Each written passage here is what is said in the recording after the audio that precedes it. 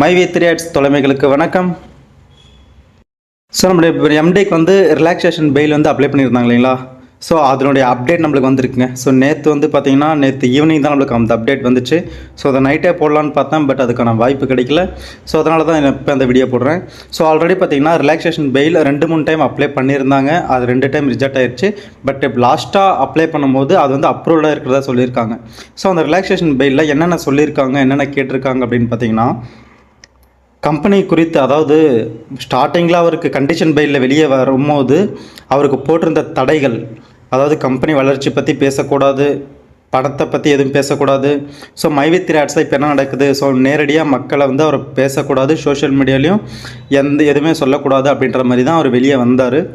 So அதுக்கப்புறம் பார்த்திங்கன்னா கம்பெனியை ரன் பண்ணுறதுக்காக சில ரிலாக்ஸேஷன் பில் எங்களுக்கு தலைவர்கள் வேணும் அப்படின்னு சொல்லி 2-3 டைம் கோர்ட்டில் வந்து அப்ளை பண்ணியிருக்காங்க.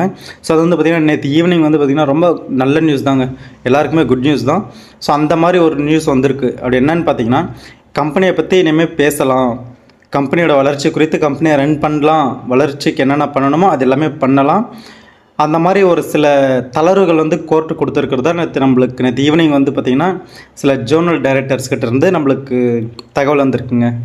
இந்த தகவல் உண்மையான்னு சொல்லி நானும் 2-3 பேர்கிட்ட விசாரித்தேன், அதாவது முக்கியமான நபர்கிட்ட விசாரித்தேன். ஆமாம் உண்மை தான் அப்படின்னு சொல்லியிருக்காங்க. ஸோ அது கேட்ட உடனே என்னுடைய மகிழ்ச்சி அளவில்லாதது. ஸோ உங்களுக்கும் இது கேட்ட உடனே அப்படி தான் இருக்கும்னு நான் நம்புகிறேன். அது மட்டும் இல்லைங்க, எம்டி வந்து, அதாவது இப்போது ரிலாக்ஸேஷன் பெயில் அப்ரூவல் ஆகிடுச்சு. ஸோ இனிமேல் எம்டி வந்து மக்கள்கிட்ட நேரடியாகவோ இல்லை வீடியோ மூலமாகவோ பேசலாம் அப்படின்ற மாதிரி தகவல் வெளியே வந்திருக்கு. ஸோ நம்ம வந்து இந்த வாரத்துக்குள்ளே, அதாவது இந்த வாரம் அப்படி இல்லை அப்படின்ற பட்சத்தில் இந்த மாதம் இறுதிக்குள்ளே கண்டிப்பாக எம்டியின் வீடியோ வரும் அப்படின்றதில் எந்த ஒரு சந்தேகமும் கிடையாது. ஸோ அது மட்டும் இல்லாமல் எம்டி எதை குறித்து பேச போகிறார் அப்படின்னா, கம்பெனியோட வளர்ச்சி குறித்தும் சில முக்கியமான விஷயங்களும் அவர் நம்மக்கிட்ட ஷேர் பண்ண போகிறதா தகவல் வந்திருக்கு. ஸோ அது எந்த மாதிரி தகவல்ன்ட்டு எம்டி பேசும்போது தான் நம்மளுக்கு தெரியும். பட் இருந்தாலும் அவர் ஒரு முடிவு எடுத்தார்னா அவருடைய தனிப்பட்ட முடிவாக இருக்காதுங்க. ஸோ அது மக்களுக்கு சார்ந்த, மக்களுக்கு பயன்பெற வகையில் கண்டிப்பாக இருக்கும்ன்ட்டு நான் நம்புகிறேன். நீங்களும் நம்புங்க. ஏன்னா ஒருத்தர் பிஸ்னஸ் பண்ணும்போது அவரை பற்றி மட்டும் யோசிக்க மாட்டார், அதை சார்ந்து எத்தனை குடும்பங்கள் இருக்குது, எத்தனை லட்சம் பேர் இருக்காங்க, ஸோ அதை சார்ந்து மட்டும்தான் அவர் முடிவு எடுப்பார். ஸோ ஒரு பிஸ்னஸ் மைண்ட் செட் அப்படி தாங்க இருக்கும். ஸோ நம்ம ஏற்கனவே வீடியோவில் சொன்ன மாதிரி இந்த மந்த் எண்டுக்குள்ளே ஆப் வந்து வரத்துக்கு 100% சான்ஸ் இருக்குங்க. ஸோ எதுக்காக 100%ன்னு சொல்கிறேன்னு பார்த்தீங்கன்னா, ஏன்னா அவருக்கு வந்து பார்த்திங்கன்னா ரிலாக்ஸேஷன் பெயிலும் கிடச்சிருச்சு. ஸோ அவர் வந்து இனிமேல் மக்கள்கிட்ட பேசலாம் அப்படின்றதும் அறிவிச்சாச்சு. ஸோ அவர் வந்து டைரெக்டாக அவர் அடுத்த வீடியோ போடும்போது கண்டிப்பாக ஆப் மூலயமா போடுவார்.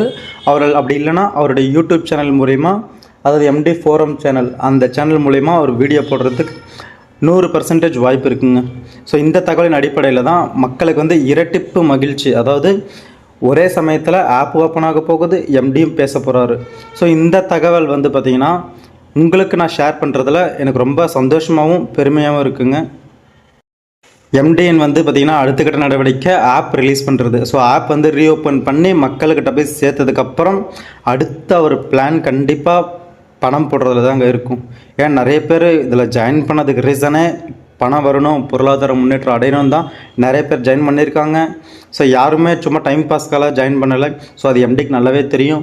ஸோ அடுத்தது அவருடைய நடவடிக்கை கண்டிப்பாக பே அவுட்டை பற்றி தான் இருக்கும்.